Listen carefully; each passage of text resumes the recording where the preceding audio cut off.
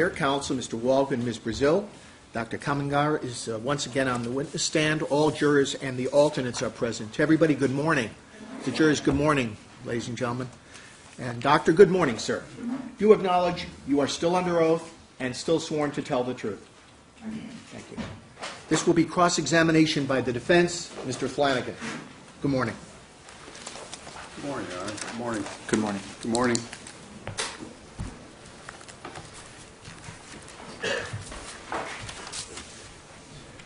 Dr. Kamangar. Yes, sir. Am I pronouncing it right? That was perfect. Kamangar. That's right. You've reviewed the transcript of Dr. Murray and his statement to the police in this case? I have. And you've reviewed the paramedic reports? That's correct. Have you also reviewed the medical records of Dr. Klein? I have. Okay. In your review of documents, you've become aware of the fact that Dr. Murray did treat Michael Jackson for approximately 2 months for his sleep problems with propofol, correct? What I was aware from the records provided for me by Mr. Walgren from Dr. Klein's treatment of Mr. Jackson was... No, I was talking about Dr. Murray. Did I say Jackson or did I say Klein? Klein. Excuse me. Dr. Murray, Dr. Murray treated Mr. Jackson for approximately 2 months with propofol without problem. Are you aware of that? I was aware of that, yes. And you're further aware of the fact that about 3 days before Michael Jackson's death, that Dr. Murray decided to change Michael Jackson's treatment to try and get him less dependent upon propofol for sleep? I would object to the question. I think the question should be that's what Dr. Murray said. Sustained. Be asked. You are aware of the fact that Dr. Murray stated to the police that he had attempted to change the treatment 3 days before his death to try and get him less dependent upon propofol. That's what I read in his interview with Detective Martinez. That's Okay. correct. And you further in your review learned that Dr. Murray stated that Michael Jackson was resistant to this change. Did you see that? I'm not necessarily sure if I recall that terminology of resistance to the weaning of propofol. Well, you recall the Michael Jackson telling Dr. Murray that's the only thing that works for him? I recall Dr. Murray stating that is what Mr. Jackson was asking for. But as physicians, we are not just there to enable and provide patients with what they ask us for, but to do what's right. I didn't really ask you about that. I request that last remark be stricken, Your Honor. The objection is sustained by the defense. Everything after the word but, including the word but in the last answer, is stricken. The first part of the answer remains. Ms. McNeil, can you read back the first part of the answer before the but?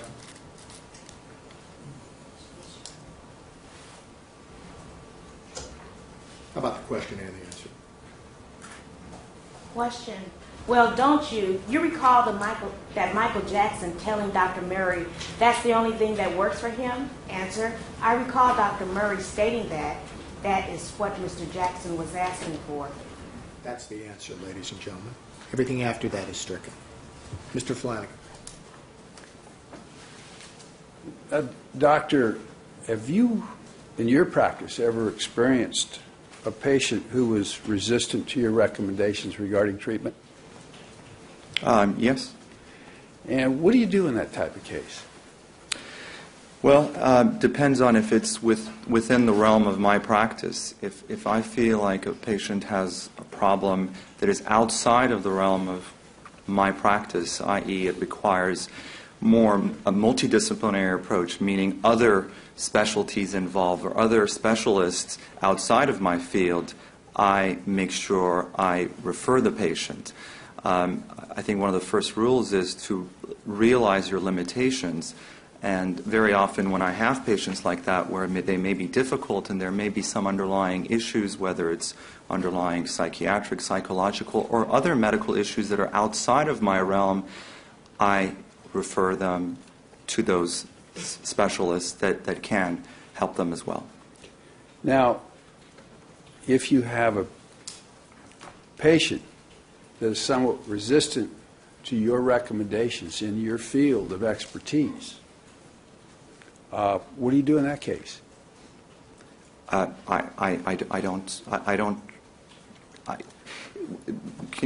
need you to rephrase that, because resistance can be if they are just not receptive to the recommendations that I have, or it could be that they're asking for something. So those are two different things. Could you clarify that? What if they're just resistant to your recommendations? They don't want to do what you think they should do. Well, patients have a right. Autonomy is very clear. Patients have a right to refuse therapy.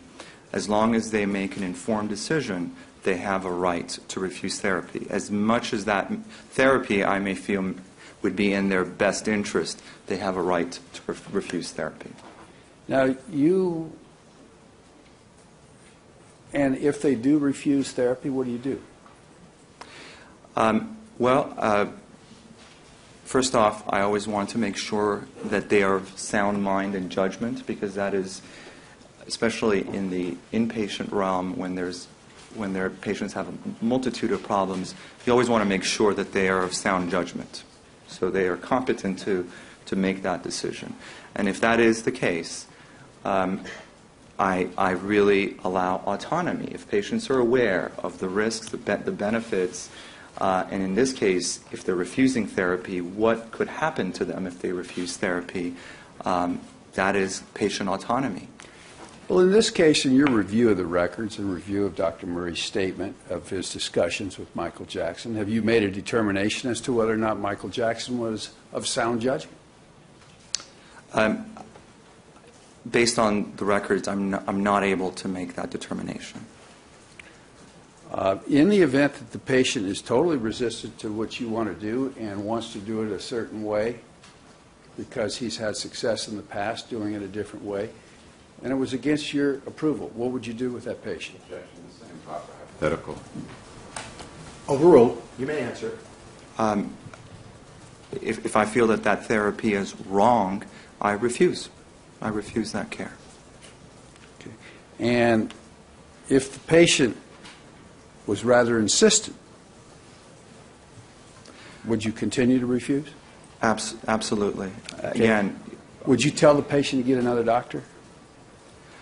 I would try to inquire about the reasons why they're refusing. It's very important to try to understand, not just say, well, you know, you're totally making the wrong decision, but really try to get to the root of the problem and say, well, why is it? Why do you have these false misconceptions about this treatment? Do you understand what the risks are? Do you understand what you're doing to yourself? So the first thing I would do is try to get an understanding, as opposed to say, hey, just go to another doctor. I think that's another responsibility of a physician. And certainly by doing that, I can kind of delve deeper and see if that patient perhaps may need another specialist, may need somebody to deal with an element of care that I don't have expertise in dealing with. Do you know whether or not Dr. Murray had these types of conversations with Mr. Jackson? Nothing in the records that I've reviewed indicate that. Okay, and what you've reviewed for the pertinent time is just a statement with the police? In terms of Dr. Murray? Mary's testimony, yes. Yes, and in the statements to the police, he did describe conversations similar to what you've just outlined, didn't he? Page reference. I don't know to what that refers. It seems to me it's vague. Do you understand it? No. Sustain. He did give you a description of, in the statement, he did give a description of of conversations that he had on the night of June 25th with Mr. Jackson and arguing over whether or not he was going to be given propofol, didn't he? Objection. Can we have a page reference? I'll sustain the objection. Do you have a page line? No, I don't. I've just... You may answer that if you're able. No. I'm not. I don't. Okay. Would you have, based upon what you have previously testified, in the event a patient just was unwilling to do it in the way that you thought was best, you would tell the patient that you're no longer his doctor? No, I don't think I would. That's not kind of the approach. Again, I think the approach would be to try to gain an understanding of the reasons why a patient is refusing a certain therapy or asking for a therapy that is totally inappropriate, and trying to understand that to get to the root of it. I think that is still your responsibility as a physician, to try to understand that, to try to seek help for that patient. It's not necessarily as easy as saying, you know what, just go see somebody else. I think I would still try to do my best to try to figure out if they really have an understanding of what it is that they're refusing and what it is that they're asking for that I feel is inappropriate. In any event the patient just was not willing to do it your way, then you would tell him to go someplace else. Again, I would want to have a clear understanding. I don't think I would ever use that kind of language to go somewhere else. I think I would try to understand. I would try to explain the situation, try to get an understanding from the patient what the reasons are for making such a decision, and by doing that, be able to get them the appropriate help and say, hey, this is not within, I can't do this for you, but I'm going to get you help because I feel like you may need a certain type of specialist, and this is outside my realm of expertise. So, in the event you had a reluctant patient, a patient that was resistant to your advice, you would hang in there with him and try and convince him otherwise. I would try to do my due diligence and understand their reason, his or her reason for refusing therapy or asking for another thing. But what I would do concurrently is to make sure that they got the right care, and I would ensure that I'm not partaking in what they're asking for if I feel that that was not in their best interest. Now, for the 2 months that Dr.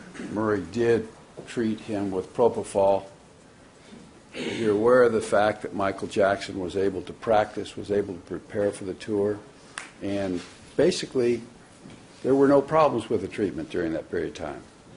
Are you aware of that? Objection. Seems that's not evidence. Calls for speculation. The objection is sustained on compound. Okay. He did treat him with propofol for approximately 2 months, correct?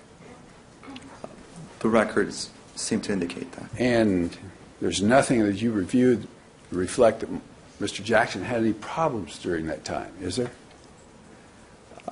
I'm not sure if I can answer that because I really don't have enough information as to his day-to-day state of mind and well-being. Okay. But whether or not he had a problem, you feel that Dr. Murray's treatment in that manner was an extreme deviation from the standard of care. Absolutely. Because result and doesn't necessarily correspond with the type of care. Objection. Vague. Do you understand it? I do understand that. Overruled. You may answer it. Right. In making a decision as to the degree of the violation of standard of care, the end result is not something that I would take into consideration, meaning ultimately Mr. Jackson's death. That is not that did not go into the decision of me saying that there was an extreme violation of the standard of care. So in your mind, a doctor can practice what you would consider to be bad medicine, but things can work out okay in spite of that. Is that correct? I'm not sure if I understand what you're really saying. Based upon what you just described, and you're not concerned with the overall result, such as the death of a patient, the injury to a patient, a doctor can practice what you would consider to be bad medicine, but it wouldn't necessarily cause a bad result. Is that correct? Well, I don't think that makes it right. I mean, you know, the degree of deviation from standard of care, the end result is not important. There are instances where, you know, physicians really are grossly negligent, meaning they have extreme departures from the standard of care, yet the end result may not end up really causing harm, you know, resulting in death, for example, but they still are grossly negligent. And as physicians, as peer reviewers in the community, we have a responsibility to make sure that does not happen. Okay. So when you're reviewing a case for the medical board, you're reviewing that without regard to the result actually obtained, aren't you?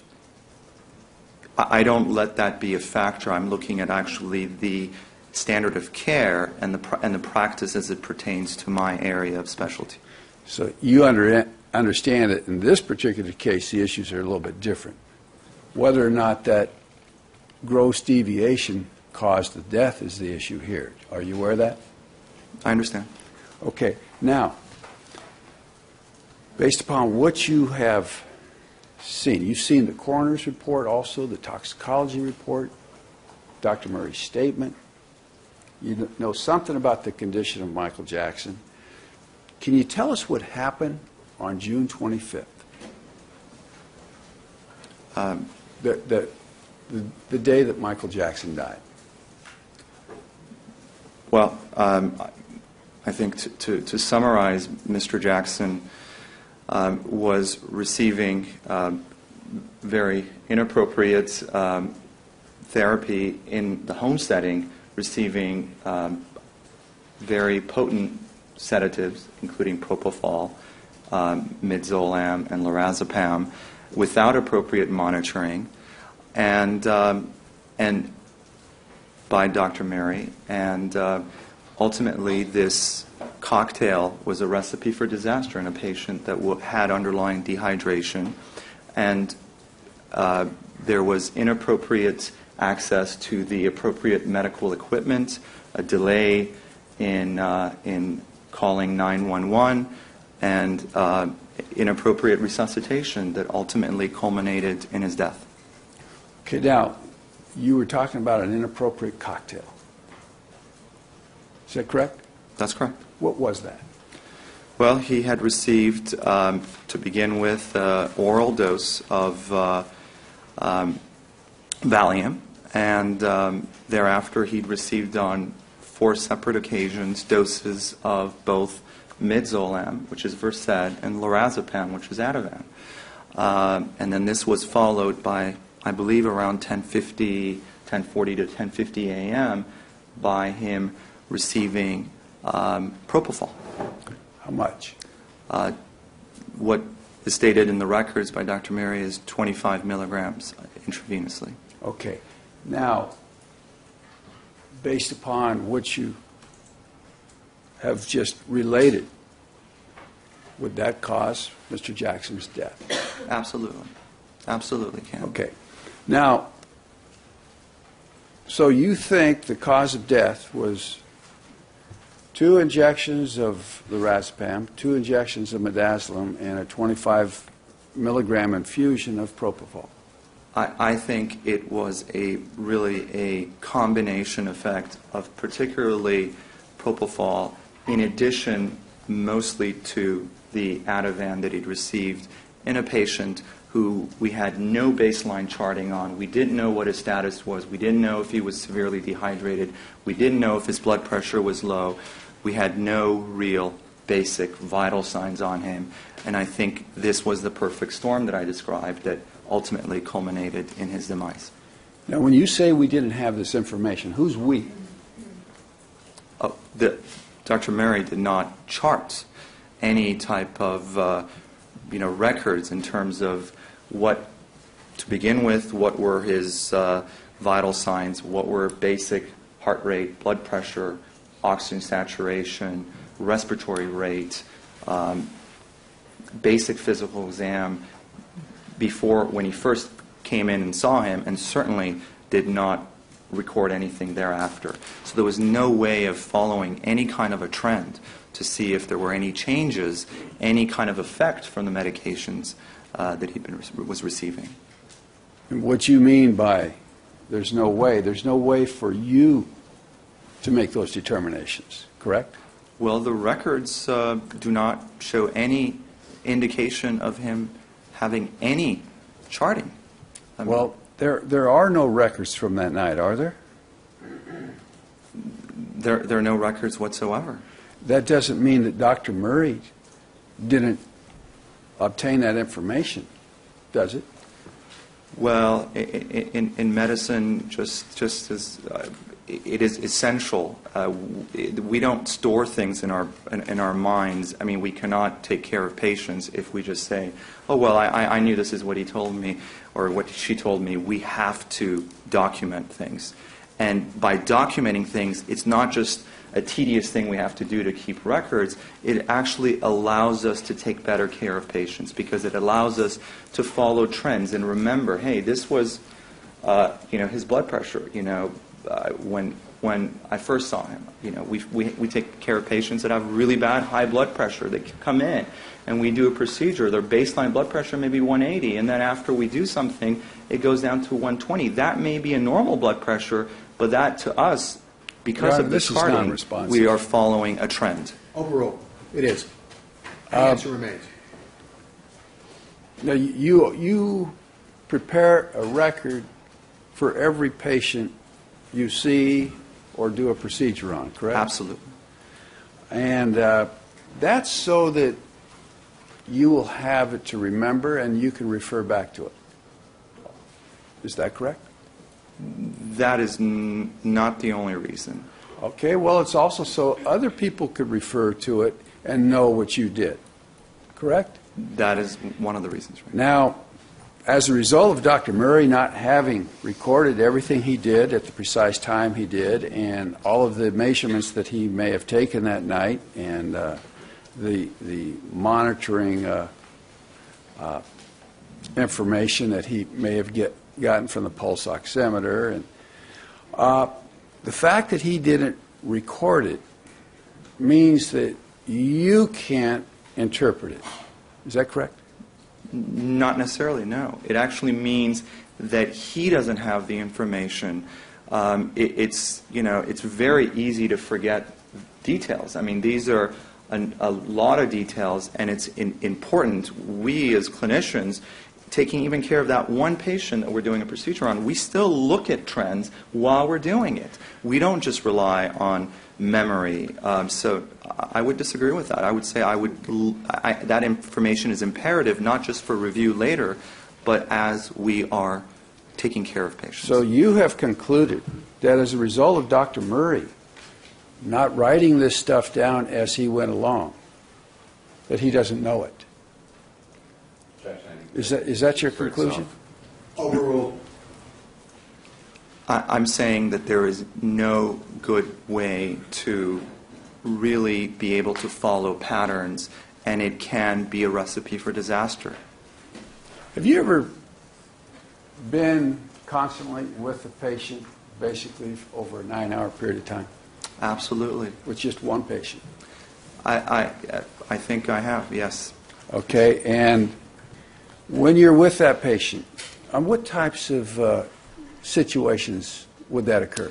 That would occur in the intensive care unit when you have really all it takes is one patient who's critically ill, who has multi-organ failure, who is gravely ill, requiring life support, that one patient can sometimes take up to 9 hours, sometimes even longer, and your presence as a clinician there throughout the procedure is vital. Even if the clinician, say it's me, is actively doing procedures to help resuscitate the patient, there's always a nurse that is documenting at every few minute intervals what is happening, what are the vital signs, and in addition to that, they're actually taking notes, what the patient looks like, what is happening at the bedside. So I have been in that situation. And are you dictating those notes for the nurse to take down? No, when the nurses chart, it's not being dictated by me. I do dictate notes, Okay. but nurses do that spontaneously. And are you doing that every 5 minutes? In the intensive care unit, Yes. We have monitoring, and we have nursing staff that are recording that. And are you recording your thoughts every 5 minutes about what you've observed? I don't need to record. You mean on writing? Yes. I don't need to do that because I already have that record provided to me by the mechanism of having intensive care nurses. And are you referring to it every 5 minutes? I very often need to refer to it very frequently to really remind me of the trend. Sometimes when you're taking care of patients, you kind of are in the moment, and you need to actually look at charting to really figure out what happened before to get a better picture, because you are in the moment doing a certain procedure. So that's why it is imperative to have charting. And so it's your opinion that as Dr. Murray is tending to Michael Jackson during that 9-hour period of time, there's no way he could have remembered what he did or what he observed unless he wrote it down when he did it? I'm saying it is standard of care to write it down, and that it's an egregious violation of the standard of care when you are using sedatives like propofol and not keeping any record and not charting very basic monitoring of the patient. Okay, now, once again, we have another egregious violation, but that egregious violation, the fact that Dr. Murray did not write down that at 2 o'clock he gave 2 milligrams of lorazepam, that didn't kill Michael Jackson, did it? I'm not just referring to the writing of of what he gave, but the writing of the vital signs. What was the heart rate at that time? What was his breathing pattern? What was his oxygen saturation? There's more to it than just the medications. Okay, the fact that he didn't write that down at 2 o'clock, whatever his observation may have been after he gave the 2 milligrams of lorazepam, the fact he didn't write down his vital signs, he didn't write down his blood pressure, he didn't write down his pulse rate, or what the pulse oximeter said with respect to oxygen saturation, that didn't kill Michael Jackson, did it? Well, if you read my report, there's a number of things. This was just one of many violations. So it is really, again, a combination of many factors. You're just pointing to charting and saying, well, did the charting it was directly responsible? I've got other things to go through, Sure. too. But that the failure to chart was not a cause of death, was it? The failure to chart was a contributing factor. It's just an indication of what you consider bad medicine. It clearly is bad medicine. But it's not what killed Michael Jackson, is it? I can't answer that based on... Isn't... Wait, allow the question, allow the answer, please. Go ahead. It's one of many factors. If you take that as an isolated event, just a physician that was just doing everything else right but was not charting, that would be very difficult to imagine. But it's really in the context of everything else that was done wrong. Isn't what killed Michael Jackson the combination of a 2.6 level of propofol combined with a 0.169 level of lorazepam? Well, clearly it was a combination of the propofol intoxication in addition to the lorazepam that he was on. That's correct. It's the combination that killed him. Right, but the circumstances, there were a number of circumstances that ultimately led to this. But yes, that was the direct cause.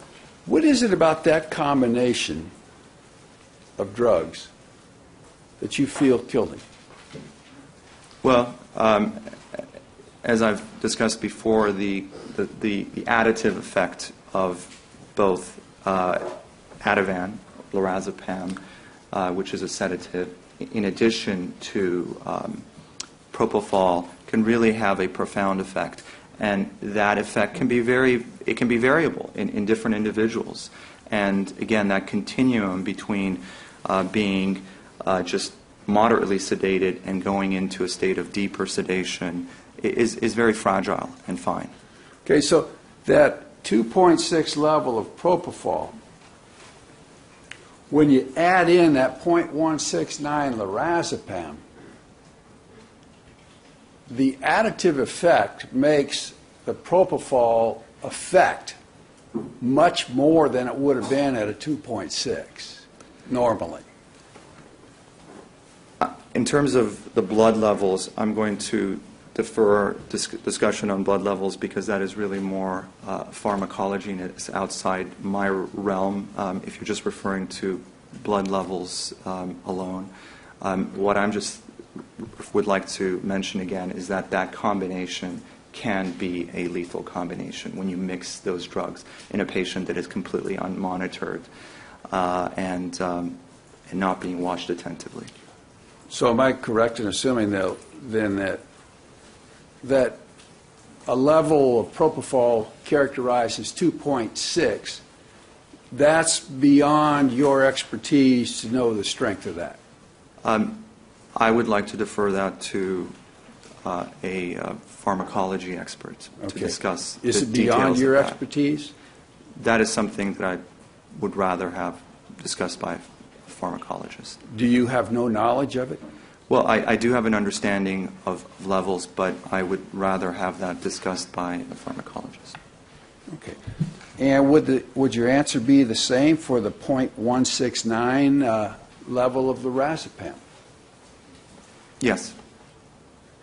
Do you have the expertise to determine whether or not that's a high level or a low level?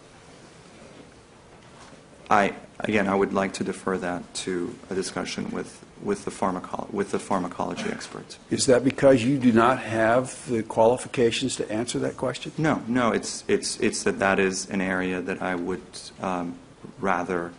I feel more comfortable not discussing and allowing for pharmacology expert to discuss. Well, I don't know if your comfort level is really the issue that we're addressing here. I just wanted to know if you've made a conclusion in this case that the propofol plus the lorazepam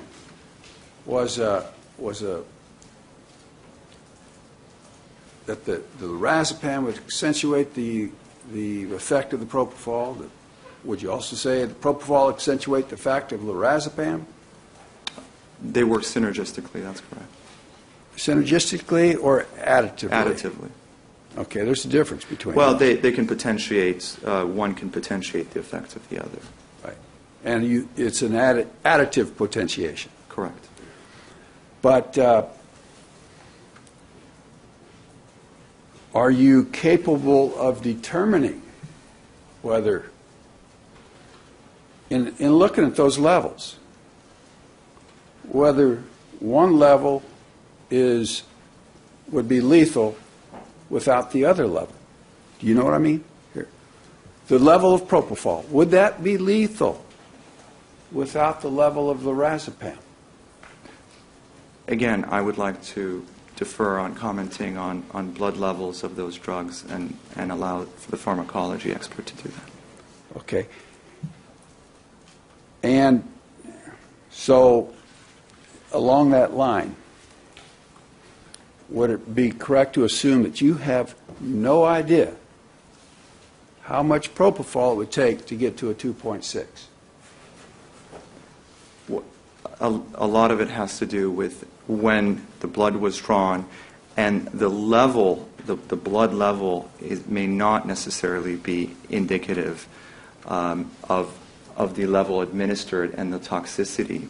And and as a matter of fact, there are studies that have looked at people that have self-administered high doses that have died of that intoxication from propofol, and the levels were within a certain range. What range? Within a range of 1.3 to 6.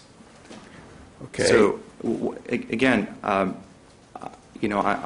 have an understanding and deep appreciation of the use of these drugs, but in terms of the pharmacokinetics and the pharmacology, I'd like to defer that to a pharmacology expert.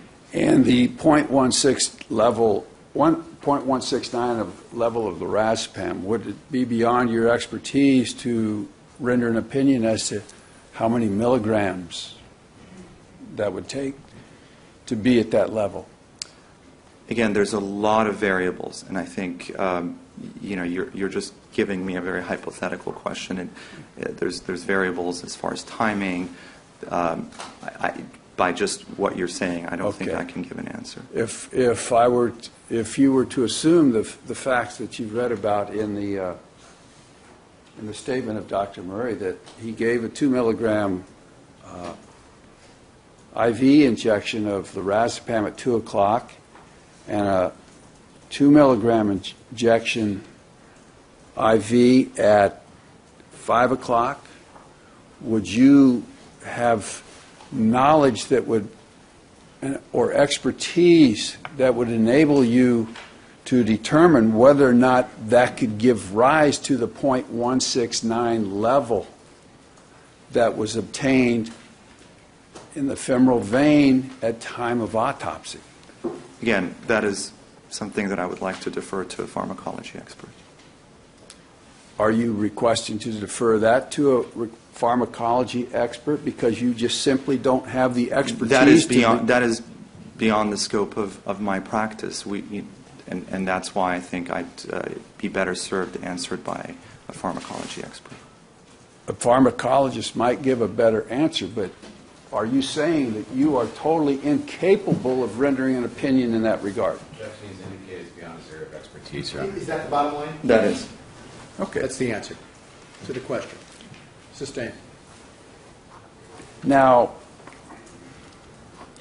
in preparing, you've also reviewed the records of Arnold Klein, Yes. and did you review specifically the treatment records for Arnold Klein for the months of April, May, and June of 2009? I believe so. And did you see, in reviewing those records, that Arnold Klein had given Mr. Jackson approximately 6,500 milligrams of Demerol during that period of time? I do understand that he was treating Mr. Jackson with Demerol, yes. And did you notice that every time he got Demerol, he was also getting midazolam? I did see instances of that as well.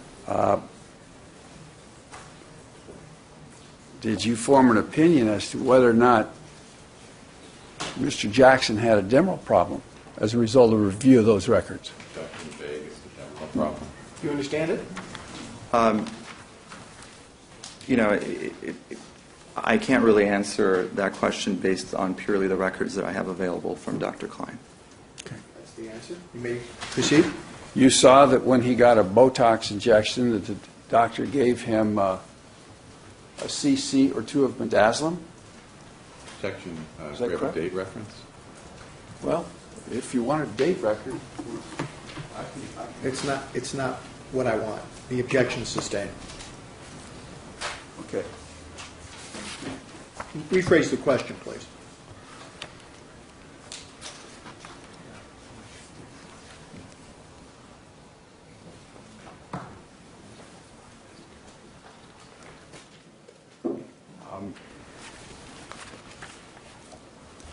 Are you familiar with the drug Demerol? Correct. What's it used for? It's used for pain control. It's a narcotic. Are you familiar with the drug midazolam? Correct. What's that? That's a sedative. Okay. Is midazolam also used to alleviate pain on minor procedures? It's used to make patients comfortable and sedate them for procedures so that they're not aware of the procedure happening. And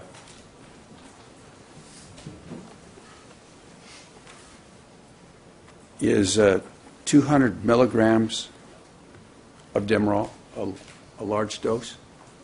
It's a significant dose, yes.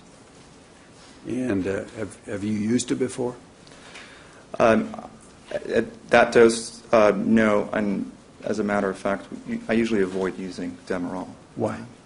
Well, my practice is mostly in the hospital with patients that are sick and have underlying significant medical problems, and Demerol the byproduct of it can have neuroexcitatory phenomena, and that's just not an ideal drug, particularly in patients that I really don't have, very good history, and really there are better alternatives to be used, and this is especially true in elderly individuals. So I don't, in my practice, I don't use it very often. I have in the past, but I don't. You used the term neuroexcitatory. What does that mean? It means that it can actually activate someone's, make them more hyper or excitable, make them more, create more of stimulation. And when it metabolizes, does it form meperidine and normeperidine? That's correct. And is that the excitatory qualities that you're talking about? That's correct.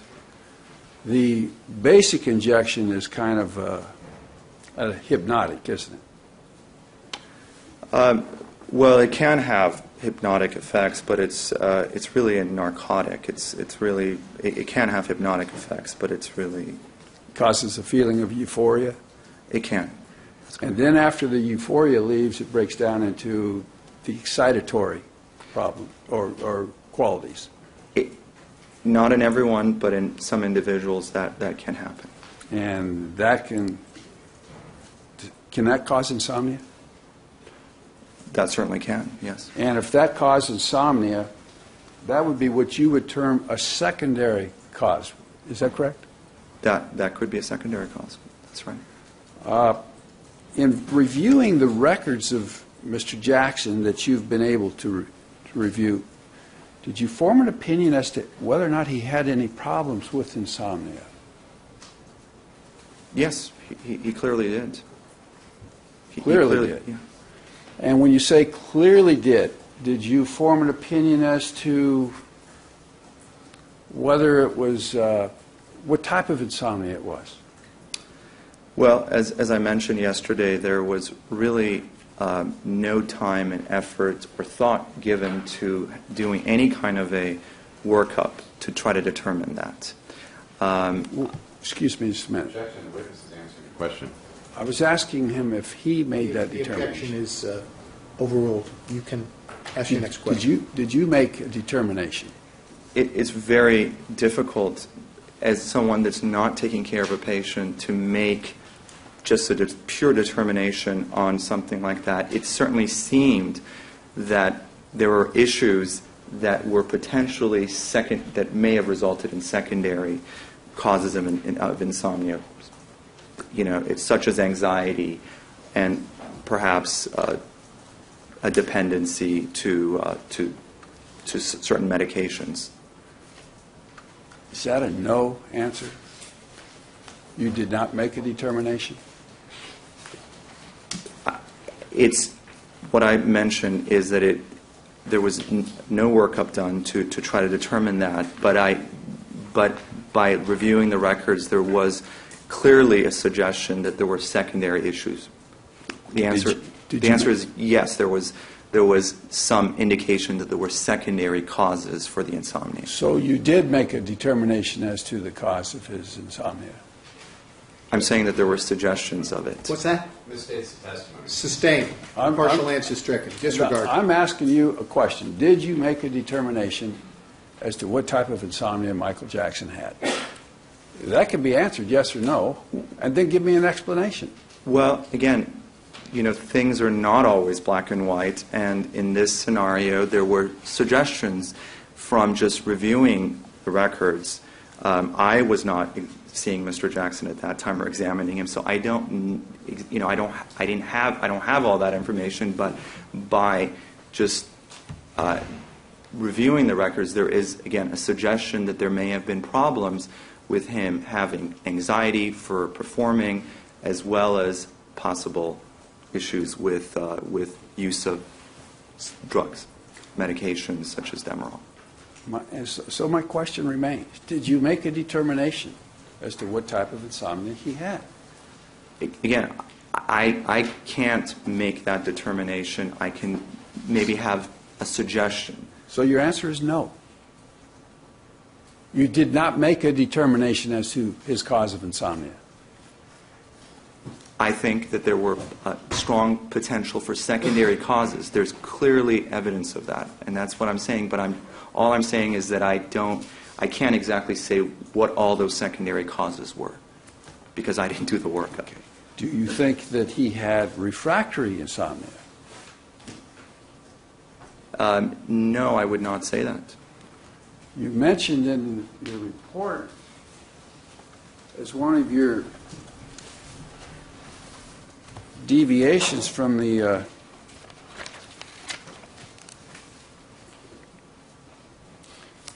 you stated in your report, in fact, in referring to lorazepam and midazolam, they're not even considered as part of off-label armamentarium of medications for refractory insomnia.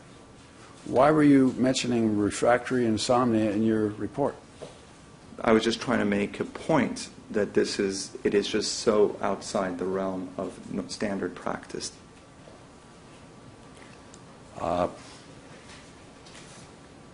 What is refractory insomnia? One that does not respond to standard therapies.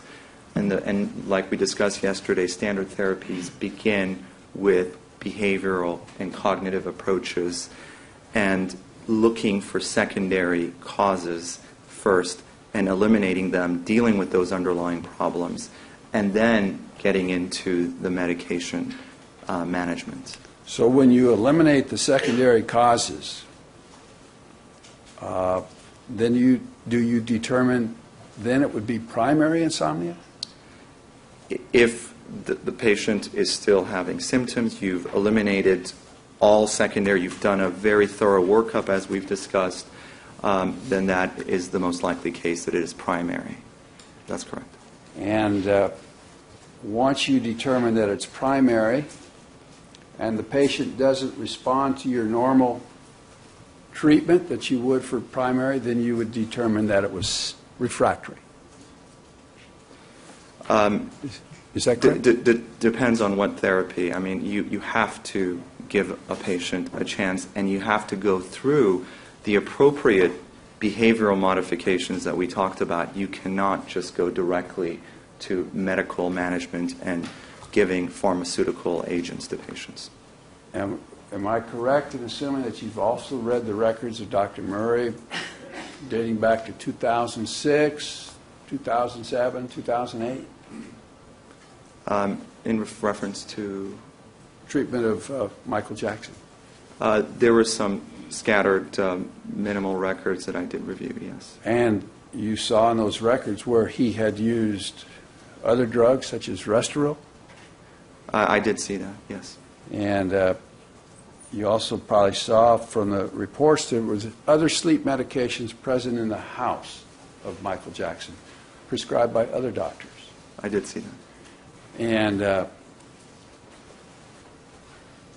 in the event that none of these, and so you did see that the insomnia dated back a long time, way before 2009. Is that correct?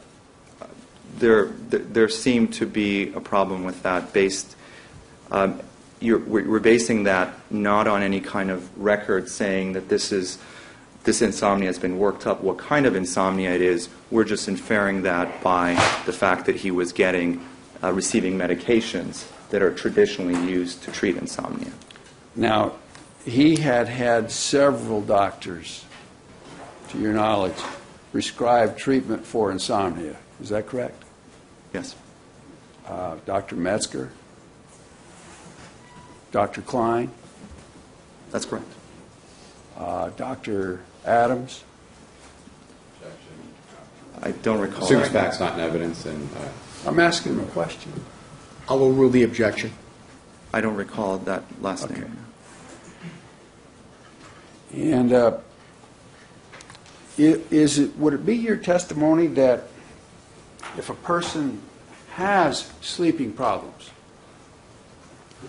and that those sleeping problems extend for a period of longer than, say, 4 weeks or a reasonable time such as that, that it would be beyond the standard of care to prescribe sleep medication without doing a sleepiness, I believe you call it a sleepiness test? it's a testimony Sleepiness scale? Epworth sleepiness scale? I'm saying Overruled. Did you use that term?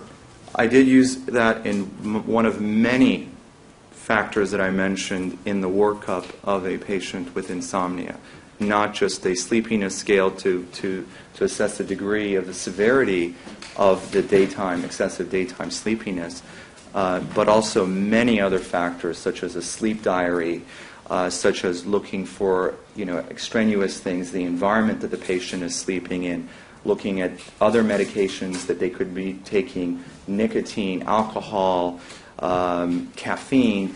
There are a lot of other things, but a sleepiness scale is one of many factors that needed to be looked at. Okay, so the first thing you'd start with would be the history. That's correct. Now, if you ever had a patient that you felt wasn't being forthright in their history, I'm sorry? have you ever had a patient that you felt was not being forthright in their history? Yes. How do you make that determination? Well, I try to inquire as much as I can. I try to put every effort in trying to get as much information as possible. And I try to get information from other clinicians or hospitals that have taken care of the patient. So I try to not just always rely on the patient, but if they've been seen by other physicians, other hospitals, I make sure that I obtain all those records as well. Okay, when you're obtaining those records, you have the patient sign a release, That's correct. and if they don't sign the release, you don't get that information, do you? That's correct. Because HIPAA doesn't allow you to do that. That is correct? right. And so if the patient, if you feel that the patient is not being forthright and is not willing to sign a release, what do you do? Well, there are other parts of the workup that go beyond the history from the patient. Very often, especially in sleep-related disorders, one of the biggest things we rely on is the partner or anybody else that lives with the patient. We ask them, what is going on? Can you just tell us what's happening with the patient? What is their breathing pattern at night? What time do they go to sleep? What time do they wake up?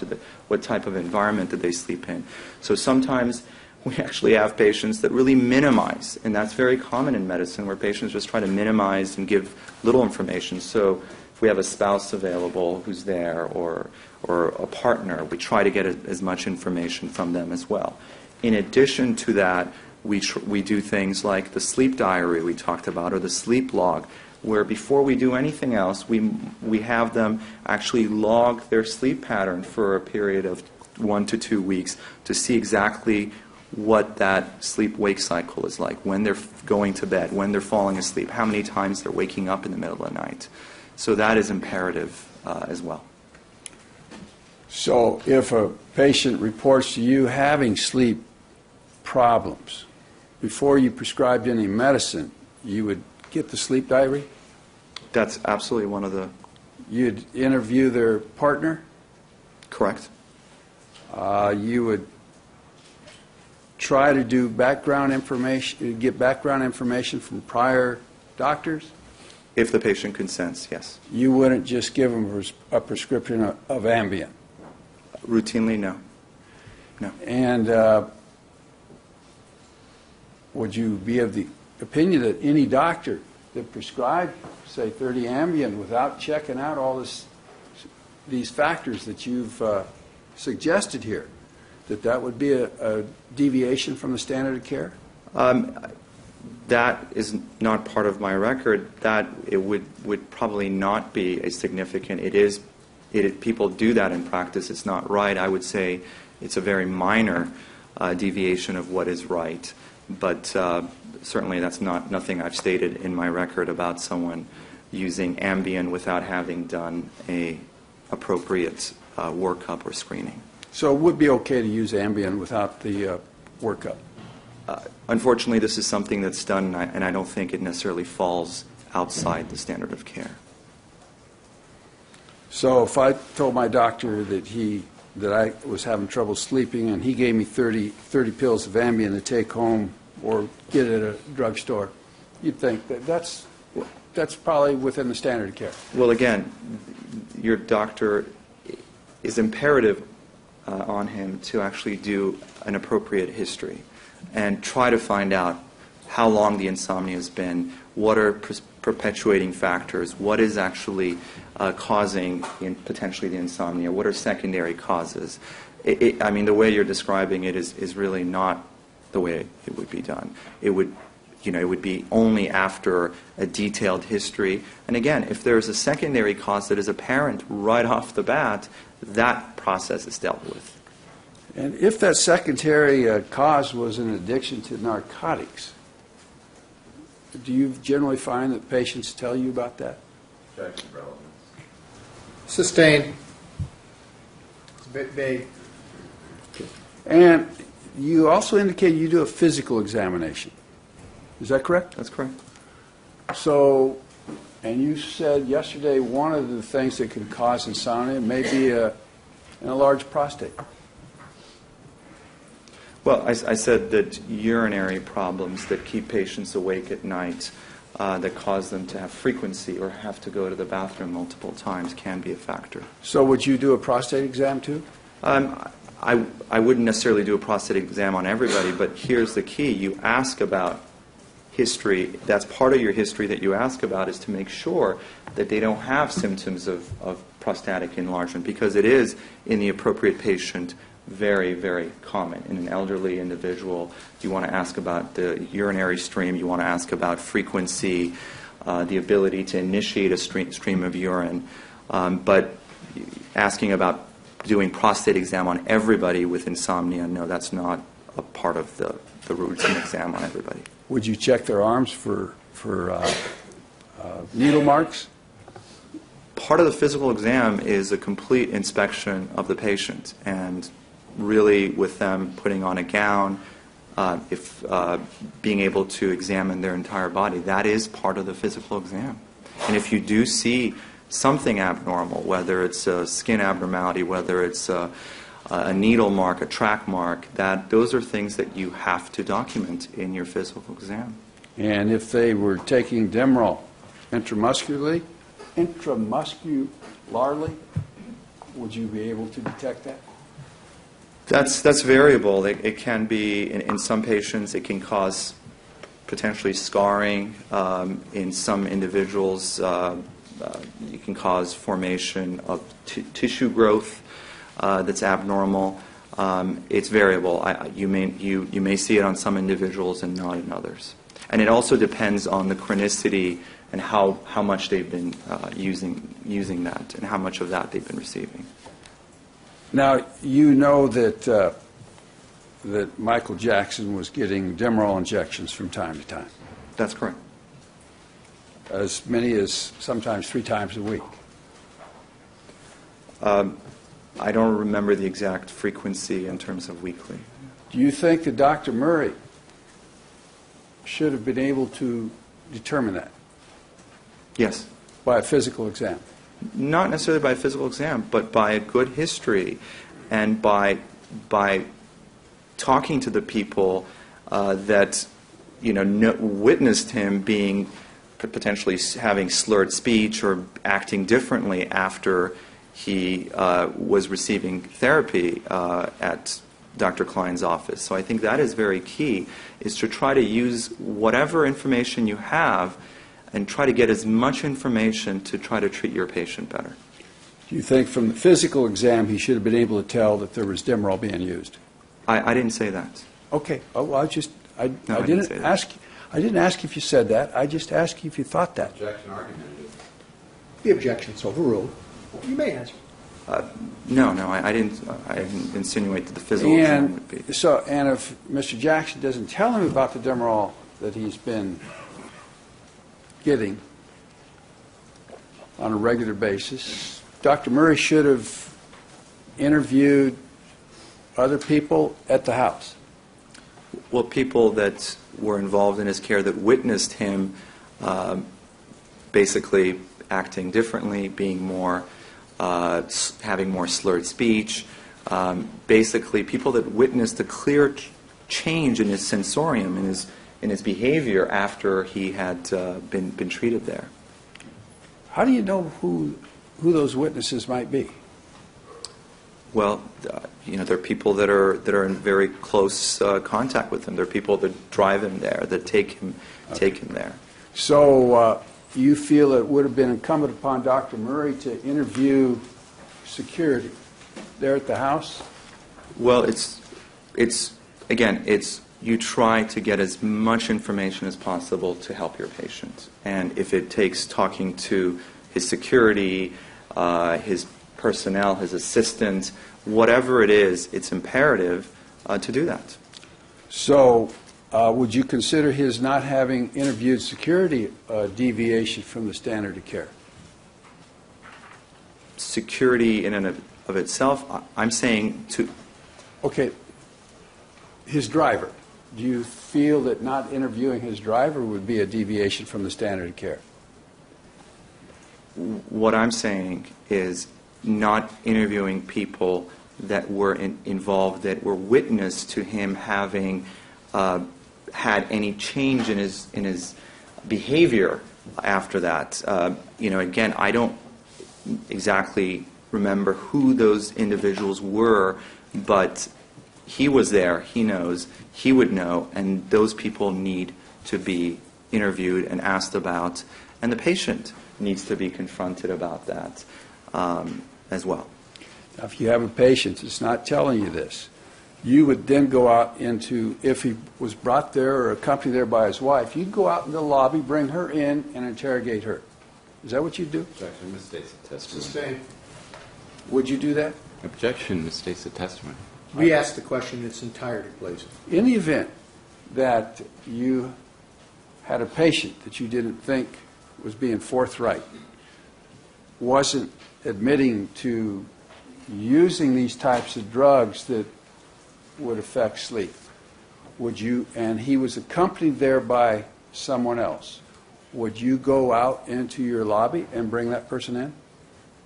I would ask the patient if that was okay if I spoke with their loved ones or their spouse, and if that was okay with the patient, yes, that's absolutely what I would do. And if it wasn't okay with the patient? That's patient autonomy. I would not do that. Okay. And if the patient was brought there by a professional driver who waited either in the street or in the parking lot, would you go out to the parking lot and interview that person? If I heard from people, whoever it may have been, whether it was assistant, bodyguard, driver, that there were issues, that Mr. Jackson was acting differently, or that he was very drowsy, or that he had slurred speech, I would try to get as much information from those people and talk to the patient about it. Has that ever occurred in your practice? I've never been in that particular circumstance, no. Okay. Now, do you know for a fact that Mr. Jackson did not have what you would call refractory insomnia? Could you rephrase that? I'm sorry. Do you know, have you formed an opinion and feel confident, as a matter of fact, that Mr. Jackson did not have refractory insomnia? I did not have enough information to make a determination on whether he had refractory insomnia. There was just not enough of a workup that was done. And again, secondary causes were not fully worked up and ruled out and dealt with. Now, I believe you said in your report that it's incomprehensible, unethical, and what's the other term?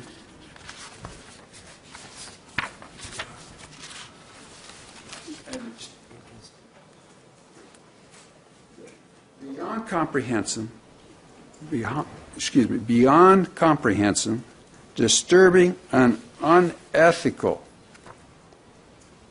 to treat propofol or use propofol in the treatment of insomnia. That's correct. And I'm sure you are aware that there are studies involving that exact subject right now, aren't there? There's very, very, very, this is definitely not standard of care, and there is just some experiments at a very preliminary level that have looked at this, but certainly this is in no way a standard of care. Well, in this study done by Dr. Zhu, it was stated that propofol is an efficacious and safe choice for restoring normal sleep in patients with refractory chronic primary insomnia. Dr. Zhu came up with that opinion, didn't he? This is 2010 article council's referring I to? think you need to frame the question so that it asks the witness if the witness is familiar with the article and may or may not have relied on it. Could you re-ask, please? Sure. Are you familiar with the study entitled Propofol-Induced Sleep, Efficacy and Safety in Patients with Refractory Chronic Primary Insomnia? The article, yes, from November 2010. Yes, Right. I am. Yes. And in that article, they used propofol to treat insomnia? They did. They used propofol in patients that had an extensive workup over a period of 6 months where they had secondary causes ruled out. If they had medical illnesses or psychiatric illnesses, they were excluded from being part of the study. The study was done in a highly monitored sleep center where there were anesthesia personnel or neurologists available. These patients had informed consent. They knew the risks and potential benefits of the therapy. And they were fasted for a period of 8 hours. And they were highly monitored. And they were receiving propofol via an infusion pump that was precisely dosed the amount of propofol that they were receiving. And they studied 103 patients? Correct. 64 were on propofol, yes.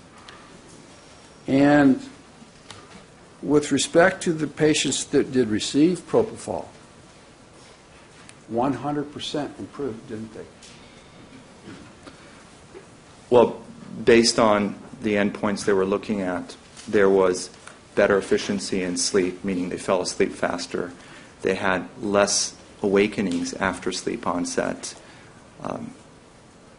And in doing that study, they never had a problem with propofol with any patient, did they?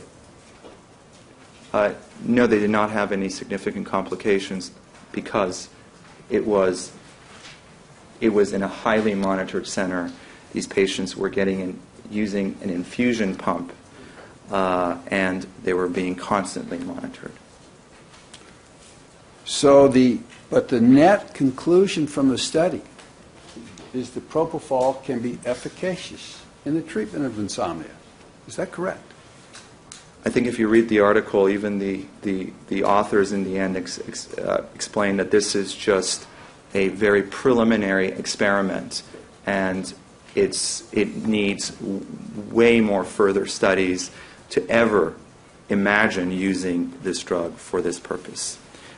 And again, this was in a highly monitored setting, not in a home. I understand. It's a monitored setting. It's done by doctors, and there's been a tremendous workup of these patients.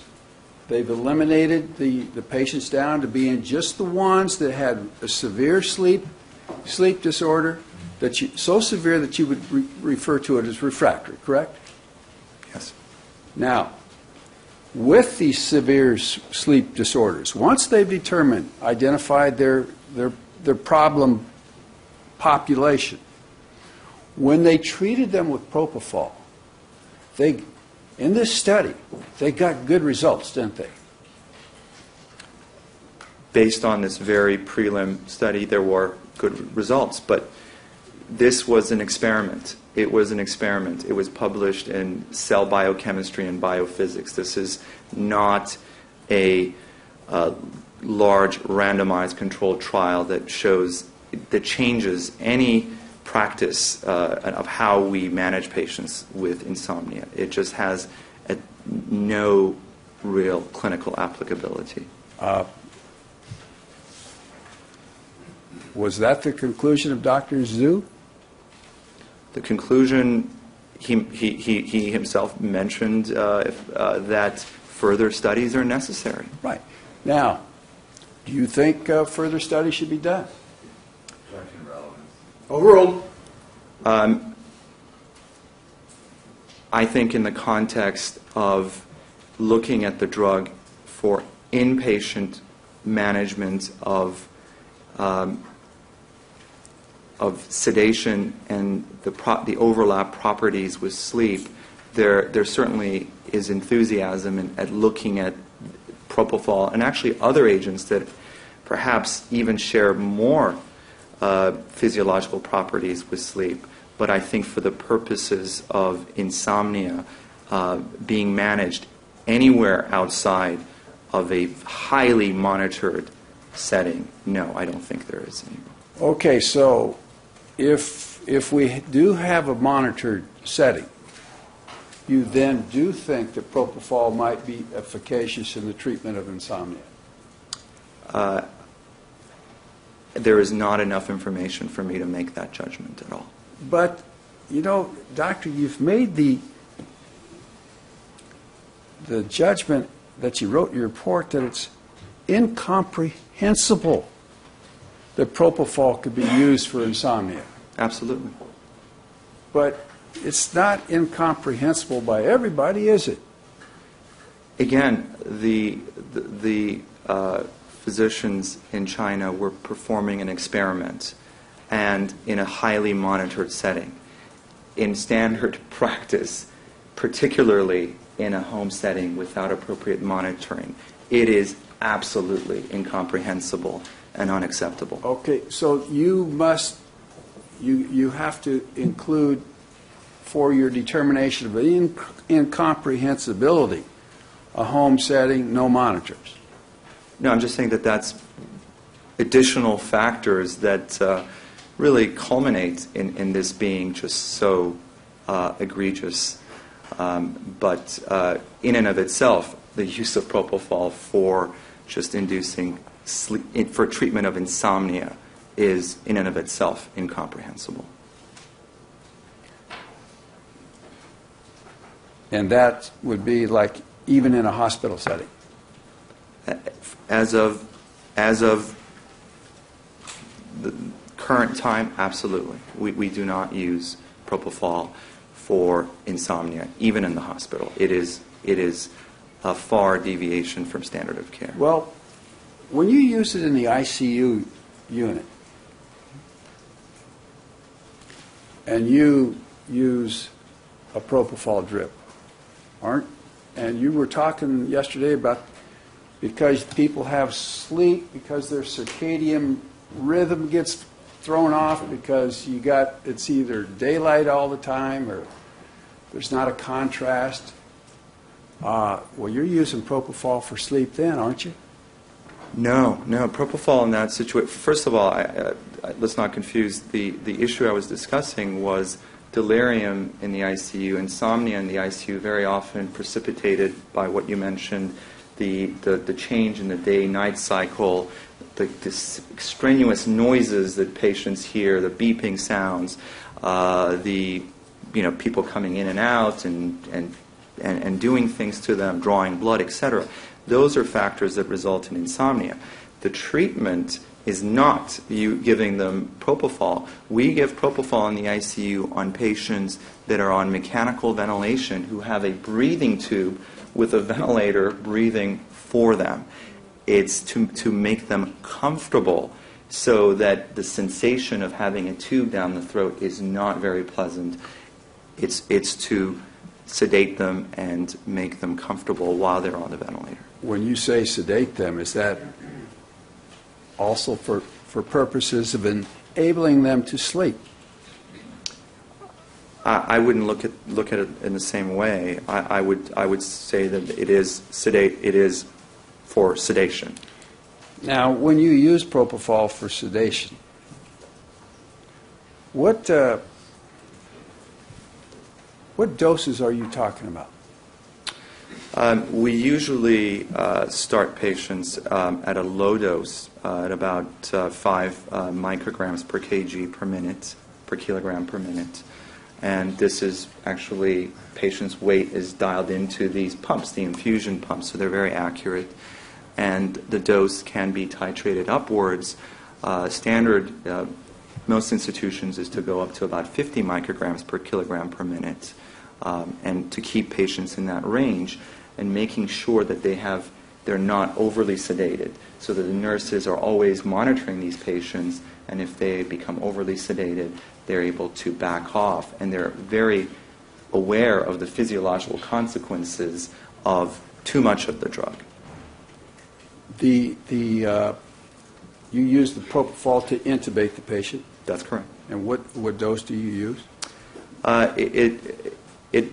The use of the propofol and intubated patient depends a lot on their underlying. If they are otherwise healthy individual who has no medical problems, less than age 55, around 1.5 to 2 milligrams per kg, we do a slow push. A slow push? Right. Over what period of time? Usually do it about 2 milligrams for every 10 seconds. So, usually over a couple of minutes. Over a couple of minutes? Yes? Yes. And then the maintenance dose, you do that by a drip? That's correct. That's via an automatic drip where the patient's weight is programmed in there and the nurse is able to fine-tune exactly how much is being infused. So you would put the patient to sleep with approximately 1.5 to 2 milligrams per kilo. A healthy patient who, like I said yesterday, has blood pressure is stable, there's no other issues, that is a standard dose. Every patient is different, and if I have a patient that is hemodynamically unstable, their blood pressure is low to begin with, I don't even go to propofol as an induction agent. I may choose another agent because I'm aware, and even though I'm in a very controlled environment in an intensive care unit, I still choose another agent. So you have to treat every patient individually, and again, it depends on the patient. If that same patient who's stable, otherwise his blood pressure is stable, is elderly, above age 55, or has chronic medical conditions, I would tend to use a lower dose, something like 1 to at most 1.5 milligrams per kilogram. So every patient is different, and you have to pay particular attention to the underlying comorbidities, underlying issues that they have. Have you ever used a lower dose than that to put a patient to sleep? Yes. How low? What is your experience? What's the lowest dose you've ever used? I've used 50 milligrams of propofol in patients, actually rather routinely, for induction. So the dosage used by Dr. Murray of 25 milligrams infused over about 3 to 5 minutes is a very low dose, isn't it? That is a low dose, yes. And that's not a dose that you would expect to cause complications, would you? Not necessarily, because when you have a patient that to begin with may have poor reserve, meaning they have underlying issues, they have dehydration, their blood pressure may be low, and you add to that the factors such as the sedatives that they had received, such as the lorazepam, then I think all bets are off. Then you really can't be still 100% sure that that is not enough to kind of tip them along that sedation continuum and cause a deeper level of sedation and compromise their ability to breathe. But if you have an otherwise healthy patient and you have no reason to believe that there's an active dose of another drug, that 25 milligrams you wouldn't expect to create any problems over 3 to 5 minutes, would you?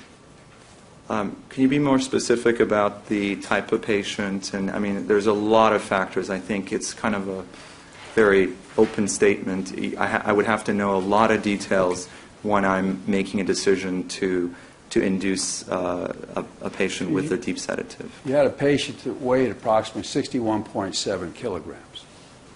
Mm-hmm. And you had no reason to believe that they had any significant health defects.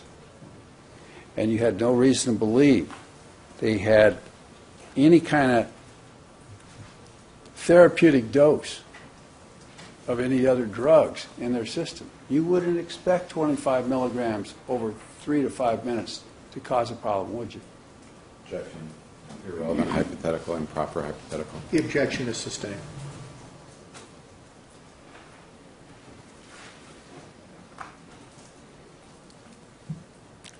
On irrelevance? Improper reliance on facts, not in evidence.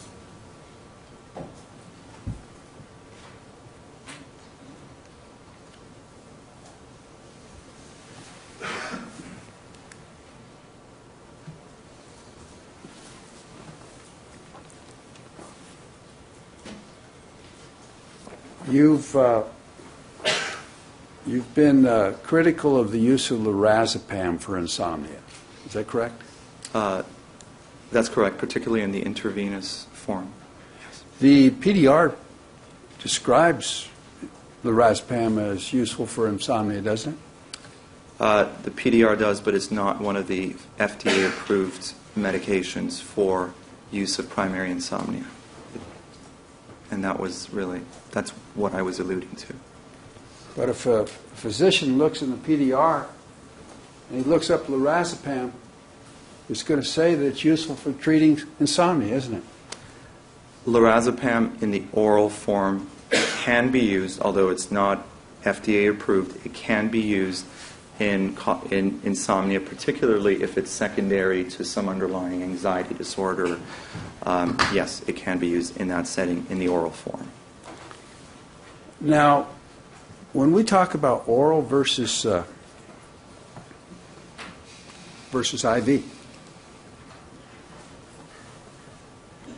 if a physician is there administering lorazepam via IV, he can control how it's received into the patient, can he? Objection made. Do you understand it? Not really, no. Sustained. Yes, please. You draw a distinction between the oral form and the IV form. Could you explain why Well, there's a significant difference to you?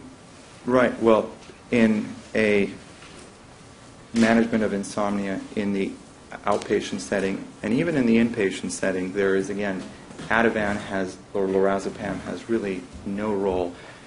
some patients that have underlying anxiety for a very short-term basis, it can be used, although it's not FDA approved. And the reason for that is there is great dependency. After patients use it for any prolonged period of time, after a few weeks, they can actually become dependent on it. In what I mentioned is that to use an oral form for a short-term period to treat insomnia secondary to anxiety is appropriate, but to use intravenous form is really not. I mean, that's just really inappropriate. Isn't the main distinction between IV versus oral is the percentage of the drug that you actually get into the patient? That's correct, and monitoring has a big deal to do with that. So it's really imperative to be monitoring these patients. I mean, we use Ativan in the ICU as well, in the intensive care unit, but these patients are on continuous monitoring.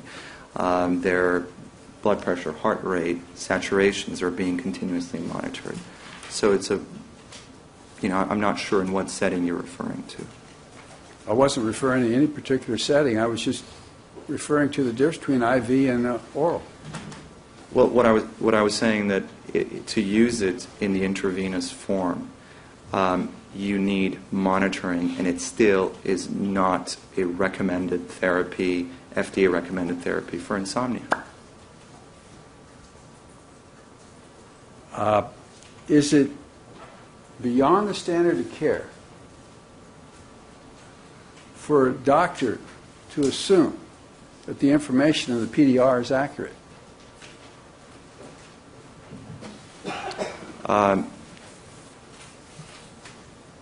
No. I mean, if the PDR says that the lorazepam can be used for insomnia, should a doctor not rely on that?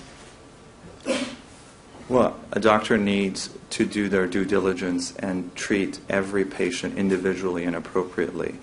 I don't think the circumstance you're describing really depicts how we take care of patients. We just don't open a PDR and say, hey, this drug can be used for insomnia. Let me give it, and let me give it in an IV form. Really, every patient has to be treated individually, and everything we described has to take into account. And using Ativan for that in that setting can really only be justified on a very short-term basis for treatment of transient insomnia associated with some underlying anxiety disorder, for example. When you say short time, what are you talking about? Less than a few weeks. Okay. In the event that the anxiety is caused by, say, a pending event, is such as practicing to go on a world tour and going on a world tour, you can appreciate that it caused some anxiety. Clearly. It could also probably increase a person's tendency towards insomnia. It can. And the lorazepam might be used to relieve some of that anxiety? It can, but the correct choice in that situation is to have an expert.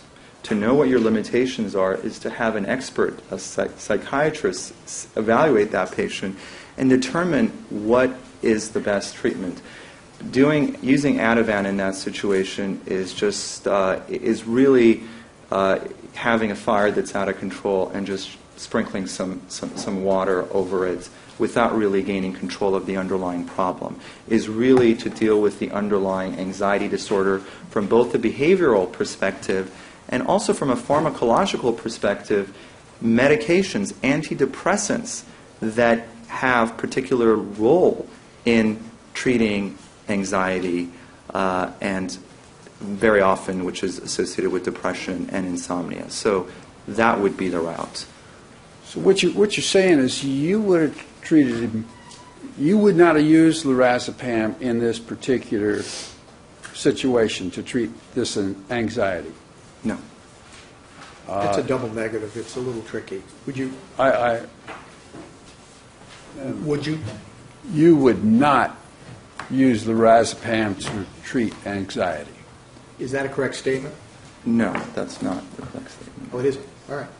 You wouldn't use lorazepam to treat a temporary anxiety. I would consider it in an oral form in addition to treating the underlying problem, addressing the underlying anxiety disorder with appropriate psychiatric and psychological help and medications that really address the problem. These are really mostly the class of antidepressants and not using lorazepam. And if the anxiety was caused by a pending job, it's going to take you about 9 months to complete. Your solution would be to say, get rid of the job.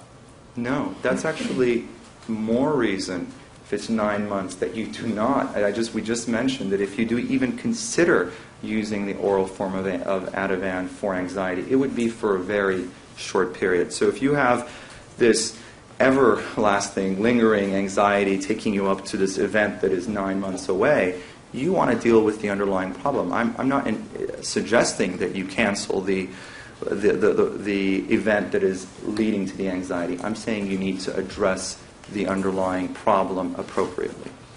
Let me know when we can take the mid-morning break, Mr. Right now, it'd be fine. All right, thank you. Ladies and gentlemen, let's do that. We're going to take the mid-morning break. Please remember all of the admonishments, the written and the verbal admonishments. There'll be a 15-minute break. Thank you.